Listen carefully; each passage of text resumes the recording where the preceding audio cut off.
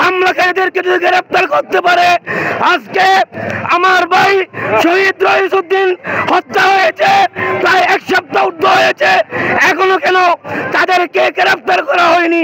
আমি তাদের সঠিক বিচার দাবি করছি।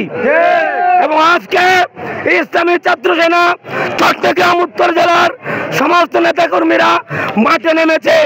আমার দেশের সর্বস্তরের জনতা, আমি সকলকে অনুরোধ জানাবো, এই শান্তিপ্রিয় অবরোধ থেকে যদিও আপনারা নির্দেশ দিয়েছেন স্বরাষ্ট্র উপদেষ্টা মহোদয় গ্রেফতার করার জন্য, মামলা নেওয়ার জন্য, আমি আপনাকে বলবো শুধু মামলা আর গ্রেফতারের নির্দেশ দিলে চলবে না, খুনিদেরকে অতিবিলম্বে গ্রেফতার করে ফাঁসির কাস্টে তোলানোর দাবি জানাচ্ছি।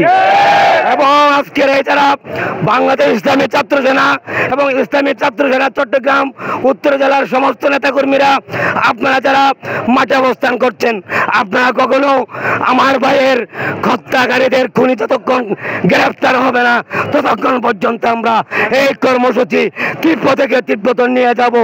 আমরা কেউ গড়ে যাব না, আমরা কেউ আমার ভাই শহীদ রইসউদ্দিনের হত্যাকারীদের ফাঁসি না হওয়া পর্যন্ত আমরা আর ঘরে ফিরে যাব না।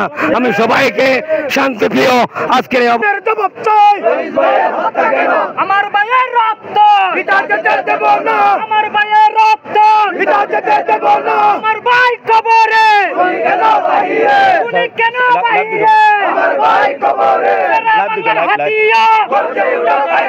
কারবালার হাতিয়ার জনতার হাতিয়ার আজকের অবরোধ চলবে চলবে 9টা থেকে 12টা চলবে চলবে।